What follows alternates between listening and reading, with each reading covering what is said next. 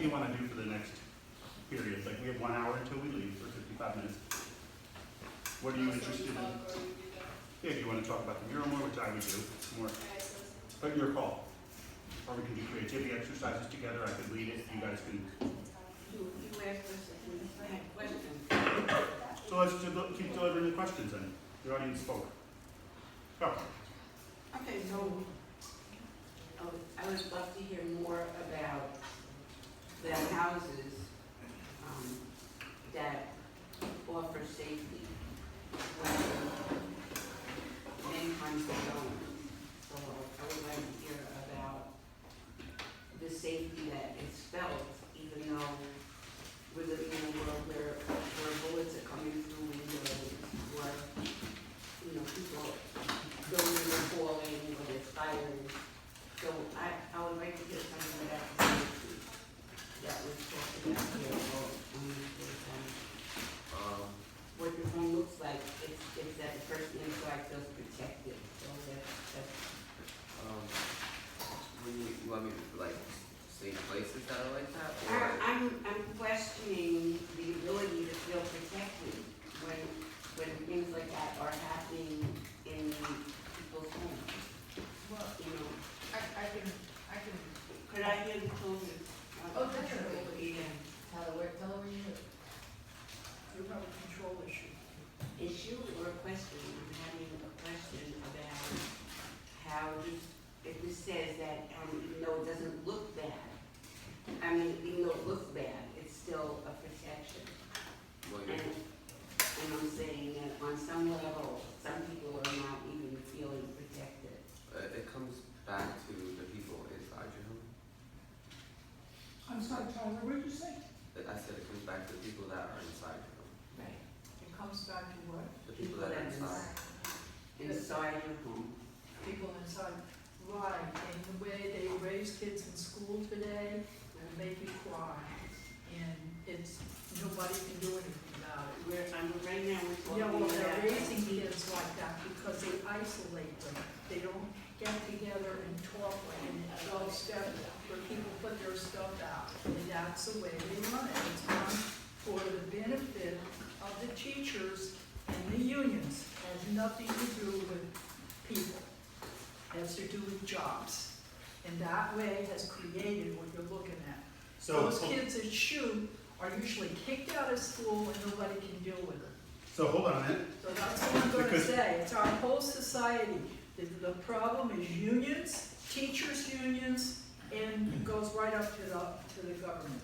Okay. So what I would say is what we're here for a creativity exercise, Yeah. which is about building and not destroying the world. It's about love, not fear. So we have to consider today, Positive. since we're all here, I'd like to consider unions and teachers' unions. Anybody who has any knowledge of them or has interacted with teachers and unions, where are some of the possibilities for improving the situation? And anything you think of that think like, gosh, I know you guys have said things like, if my teachers listen to me, well then what does listening really look like? So I want to hear them tell me, what does real listening look like? And then what other solutions is what we're looking for, possible creative things. And it can be crazy. It's creativity, so you could say purple frogs. And we can figure out how that relates to what we're talking about and contextualize it, make sense of it. So don't be shy and don't think, oh, I have a stupid thing to say. Say the dumb things, say the crazy things, and we'll contextualize them and learn from them. Well, it all comes to my teacher. When I ask her, why are we doing this? Or how is this going to affect me? Or just asking her questions about what she's teaching me and why should I have to learn this? Or should I show this any attention? She'd get mad and just feel frustrated by me asking her, why am I learning this? I don't want to, if I don't know why I'm learning it, I'm not going to learn. And now they're short on time, right? So what's the quickest way to do that? What's the quickest way to get at answering some of those questions? Gather them up and, what are some things you think of, anybody who thinks of how do you hear somebody concisely and record it in some way that it can be dealt with maybe later? Well, it all comes down to people understanding that if you don't ask questions, you'll never know or truly understand anything. You're so right. So important.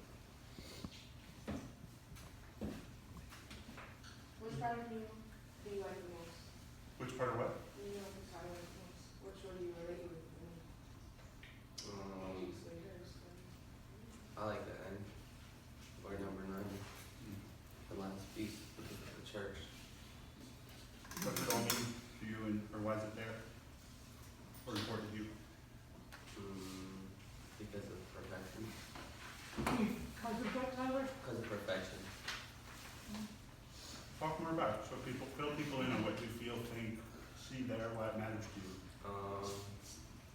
Perfection is like not a realistic goal.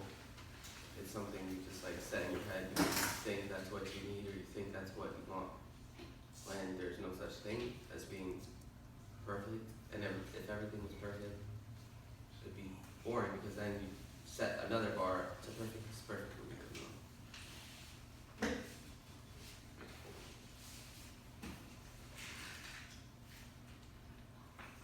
I like the crystal, that the crystal was used, because the crystal is just full of different facets, and we are full of different facets, and it being next to her head, just like I felt the intensity of what was going between her head and the crystal.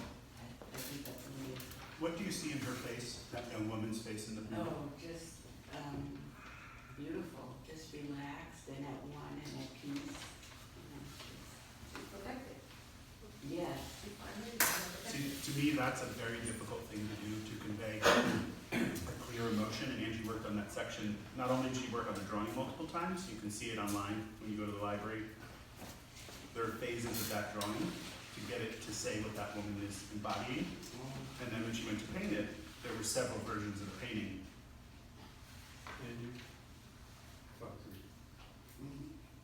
About that? Honestly, I'm not gonna lie, a lot of, I'm gonna get emotional, but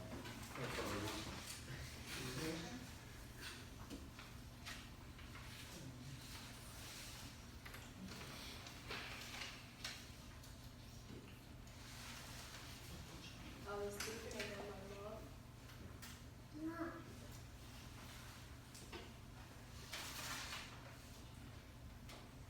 My mom was an addict for 16 years. And she was in jail for 3 years for drug trafficking. And she did it for my grandma because my grandma would have been in jail suffering cancer. So she did that for her. And I haven't seen her in like 10 years. And I finally seen her like one time, but I was thinking about her because she's been sober ever since she got out, which is the big thing. And yeah, so like that's what I feel like she's more like she didn't like throw her past in her face. She's like she's healed now, and she got she's the most strongest person I know. Like when I was doing that piece, I was like, So when you went through your sketches and transitions, how does what drew you to your best representation of that in your mind? well, I mean, like for one, like drawing the makeup and the jewelry, that was just about feeling me. Sure. So that's what that was. Yeah. And I feel like painting her pink was like it showed more like vibrant, you know what I mean? Like she's like whoa. So life force. Yeah. Thank you. Thank you for sharing that. It's something not easy to share. And we all got stories somewhere inside us, if not us, the person next to us. So I'm very sympathetic for what you went to do this. Good. I just want to say my deepest gratitude to you people to do this. I came to United States 1977. I saw nothing but graffiti. Graffiti all crazy names all over the place. And I sitting here looking at them. I can't find a word to describe how much you made me feel hope.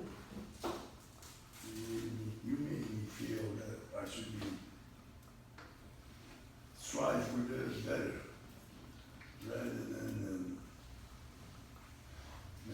something about addiction. I was going to sign up to drink more than I was supposed to. I became alcoholic many, many years ago. You weren't even born. But there was a way to look at things in the right or the left. As soon as I saw a little bit of opening on the right, and I gravitated to these kind of things rather than greasy, other things. And it was a moment for me to go that right side rather than left. So this brings me a lot of confidence of myself, never mind you. You did a great job. It's just unbelievable, unbelievable what I see, what I can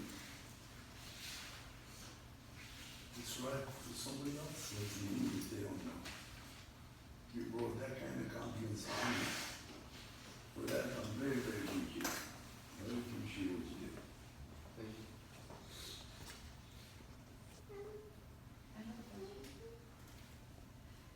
I see this like the crystal in the beginning, in the middle, and the end of the middle. What is the representation of those? Yeah, ask Tyler, because he always makes those type of designs.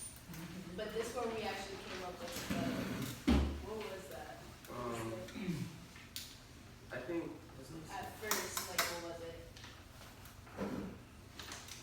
what really, I think, wasn't it like the sun or something? Oh, no, this was all the trees, branches. I'm No, saying- no, it's like the multicultural. Right, there's, All of those were the tree branches. there's That was one original. in the middle, the beginning, and the end. Yeah, and even this was your tree branches, even that was you drawing leaves and, Oh, yeah, those were leaves, right? Yeah. Coming off the tree or something? yeah, and you said one was a tree. Oh, you said one was a leaf that I thought was a tree, remember? Yeah, The stumpy one? Yeah, you were like, that's a nice tree, and then I was like, that's a leaf. It's like, okay, it's a good leaf then. Oh my goodness. But like, I don't know, like, the crystal at the end is actually like crystal. The other parts, like the one you were talking about, like over here, Yeah, turn it around to the audience, like turn it around, face your tummy and touch it so people can see where you are. like this one.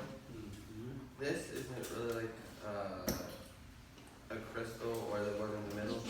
It's just like the way I draw, I guess, is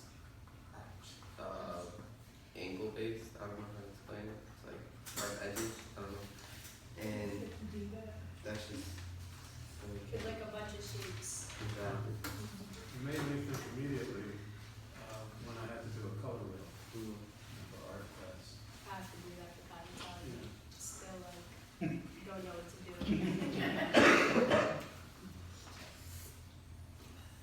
I like that. Thanks. I think the thing you all are noticing or talking about right now is that they have they're different people. And you're seeing the two of them kind of find common ground where the mural feels like one team did it. It doesn't look like, oh, there's Angie's section, there's Tyler's section, there's Angie's section. It's them. But you're seeing some of him, some of her, all coming together. And I don't even know, I've taught art for years, I don't know why he does crystals and things. I just know that he loves it. When he does it, I'm excited. I always see them and I like they excite me. I see him doing it and I'm like, oh, that's good. Whereas he said to me one day, he said, I hate art. And I was like, how can you, or whatever you said, I hate my art class. But I was like, how can you hate it? Like, look what you do. And he said, because I don't like portraits, landscapes, and still lifes. And photos, he just doesn't do photos. Right. And the teacher wants them to do portraits, still lifes, and landscapes, right? And I thought, we stopped that in the late 1800s. And we're still in the art world, and I thought, why is it, like, it's no problem for him to draw what he cares about, and I can help him and shape it and encourage him and ask questions and blah, blah, blah, blah, blah. But it's from him. Through me, maybe a bit, as the guide, teacher, whatever. But it's him again at the end. And this is in education. I just see this over and over. Teachers say they have to learn, like, the way we want them to do it, this way, and then we can have all the different variations. And I said, I don't think so. It's much harder to do it the way you're doing it. You're beating them up. They're disinterested. I mean, I still have to yell at you guys sometimes, but you, not much. You work hard. You work hard and you love this and what you did. Look at you today. You want to see me cry?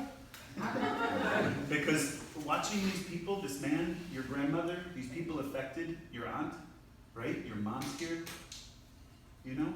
Your families, your partners, your people you care about are here caring about you, and people you don't even know come to see what you've done and are affected and reminded of the great things in life. You know, the best parts of themselves and what they care about. And that kills me. Like, it breaks my heart that you can do that you've done that. And it's not just the goofy little drawings we did and stuff, it becomes a different thing, you know? You good? Okay. It's different, so many, we're all different ethnic backgrounds, social backgrounds, but this makes us all come together. This is the link that you cannot break. Yeah. It's written in stone. It's easier than you think, because you two may think, like, you're 17 years old, you think, big deal, we painted a picture, it's on, or maybe, or whatever, at the worst end. Like, it's a picture, get over it, everybody. But how often in our lives, as a 50-year-old man, how often do I sit in a room with a Puerto Rican grandmother, right? Where are you from? Persia, Iran. Iran? An Iranian man, right? Poets, board members. When do I sit in a room with these people? Never. In this year, I've sat in the room twice with them, and it was because of this mural. And, You know? and the three young boys that were here on Tuesday, who said, I'd like to sit in a room with, listening to a grown-up conversation. Yeah, they were kids. They were like, I was at a meeting. And they were thrilled to be in a meeting, you know? And they were like, this I feel the fits. same way. You know, and you I know, look into this, I feel the same way. I feel like, my God, this is what I've been dreaming of. You know, I was one of those people who taught for 35 years. And so I may have been fairly accused of what I heard earlier. Although when I first became a teacher, I really was one of those people who thought I was going to change the system. And I failed pretty miserably. But one of the things I learned that I see here today, and I saw here on Tuesday, and I saw here during the process, is in education, we wrongly ask questions of students and expect answers that we've kind of preconceived. Whereas we really need to create the atmosphere where students can ask questions and find answers to those questions. And I feel like this was a real start here among all of us. You know, some of you bared your souls to us in a way that I never dreamt possible at the library of all places. And so this has been an incredibly meaningful extension of that career that I had set out to, you know, change the world. And I feel like Tom is now taking up my mantle and helping us continue on that quest. Thank you. I had a thought. It was similar to this sort of thought. I studied photography for a while at Sullivan. And I got into doing portrait work, as you said. No, I wrote sort of pattern of things. I'm in the studio and I'm actually loving this. And why am I loving this, you know, so much? You know, besides I'm learning photography, that's wonderful. But what I really liked was the intimacy of, you know, like I got, want the emotion from you. That's what you want from everybody, and that's what we want from each other. We want to get real, you know, about how we feel. And I think that's what's important and wonderful about this kind of experience. It's not just the dialogue, it's, you know, how you feel behind that, and you let it open and you let it out. You know, it's not easy, because we like to hide our emotions. That's we're sort of trained to do that, particularly guys. You know, culturally, you know, we're all trying to change the culture for the better. So this is, you know, learning never ends. Joseph Halpers wrote, and I wrote it at the top before I even started to write a question. That's what's going on here. We're learning to open up. So, thank you for letting us do that in this process.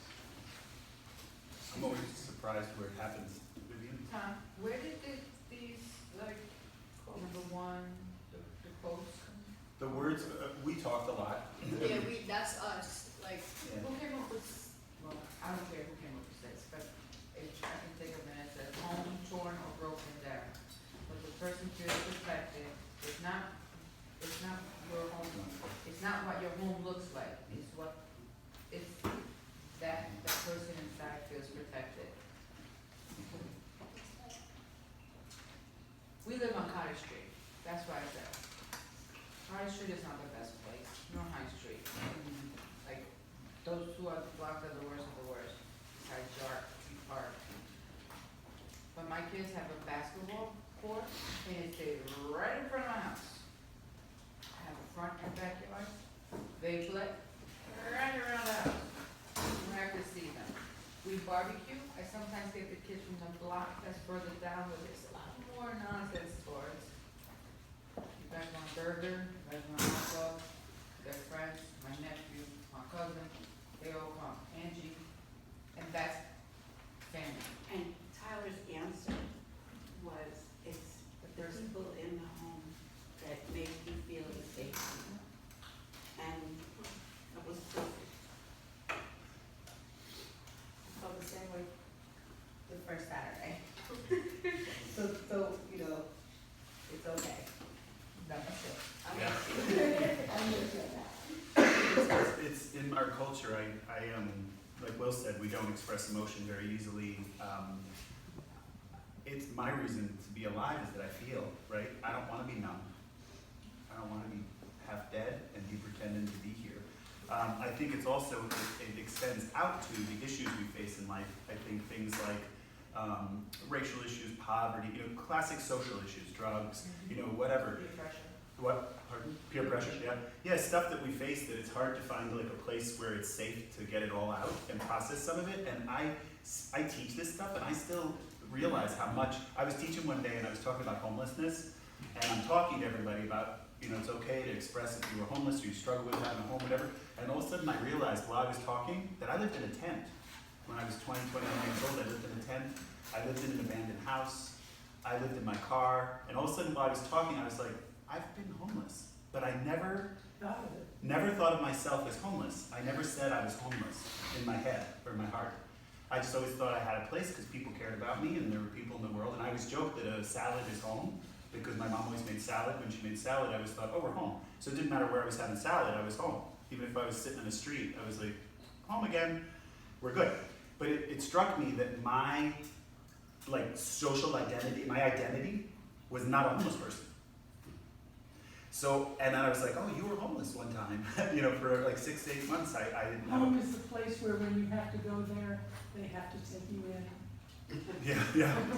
And so I think those words, the words, all the ideas we struggle with, like when I say I'm a drug addict or I'm poor or whatever, I all of a sudden realized that's not all of who I am. Like I'm all this other stuff too. And I remember one day, I don't know if it was you I was talking to or you, but it was one of you guys where I said, if this is all of who you are, like a big circle, like a pie, and you act like a jerk, or you're a pain in my butt for a minute, I said, you do that to someone else, like you're rude or whatever, I don't care. Because I know that there's all the rest of the pie, that's the rest of you, and I said, and all you're showing somebody is the candy coating, right? Just the surface of you, but there's a whole bunch more inside. And, and it's hard to have the culture, the support, the whatever you need. We go into those dark places where we end up drinking or we end up drugging or we end up sexing, abusing, whatever we end up doing that isn't best. And we think it's all of us. But it's like, no, it's not all of me. It's this sliver of me that's human. Talk to the man. Yeah, but, yeah, so how do I get back to the all of me? And again, I sound like an evangelical preacher. I feel like I'm like for the arts nowadays. I realized it came into me in a way because I was raised not artistic. My family was engineer, plumber, and farm. Oh, wow. So I was the first kid to go to college in my family. My mother graduated the same day I did. She went back to school, and it took me 6 years. It took her 4. She was faster, so she got done the same day I did. She couldn't come to my graduation because she was graduating. Okay? And she was 47 or something. My brother is 7 years older than me. He went to college when he was 47 years old. Because he realized, hey, maybe we can do this. And he went to college, and he was always swinging a hammer. He was a carpenter. Now he has 16 employees. He's busted. I went on his boat, which is like, to us, it's like a cartoon. We're like, you have a boat? Like, how'd you get a boat? Like, what, you know, you have a boat? It's just weird, but I think that's a big part of this for me, is to break down the walls of the pain and the fear and get to the side of caring about each other, being able to say some of this other stuff, no matter what our struggle is, being able to have some place of discourse. And I'm really thrilled to see you all open up to this and to have them have made this. I didn't expect this conversation today. This is intense. This is a lot to have with strangers, people we don't even know, right? But I also am an artist, so I always think, like, I want these conversations to become the next art project, the next thing that they're doing, you know, the next therapy and talk therapy and all the 12-step program, all that somewhere else in our culture. That happens, go get it. But art is the home therapy. Right, but for me, I want to do stuff with it and build the future. Like the woman who was here earlier, who was frustrated with unions and teachers, the conversation frequently goes to the trouble, and that's why I redirected her. And if she was here, I would tell her all of this. This isn't a secret. But I say, let's get back to what can we do? And the arts are, what is the word creativity? Creative. It is not destructive. It is about building. And so the Buckminster Fuller has a famous quote, don't try to change the system or fight it, because you never will, but just reinvent a new system that makes that one useless, obsolete. So you have a new one, and everybody wants to follow it because it's better. It just is, this is better than, you know, that's why I say to them, I say, what do you do on a Saturday, you know, what do you want to do on a, you know, on a Saturday morning? And I can't remember some of this stuff. I know. Did he tell you what to do? I mean, Play Fortnite. Play video games, right? Play Fortnite. And they're good at it. So I think, okay, how do we make education engage that Fortnite thing? So I wanted to have some computer banks here that are teaching them to do like a newscaster does a live broadcast. They can learn to broadcast their performances, and it's called streaming, right? Yeah. They can make money off of it potentially, but at the most bottom level, like forget the money. yeah. They get an education in doing video work, audio work, and then Jonathan's the new at the library who's doing the tech work.